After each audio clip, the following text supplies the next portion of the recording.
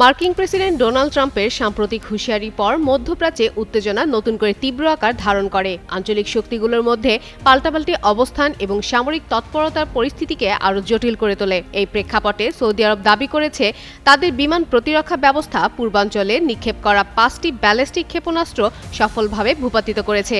গরমে আরাম নিয়ে হবে না হাহুতাশ, ঘুরলে পরে ওয়ালটন ফ্যান বাতাস আর বাতাস।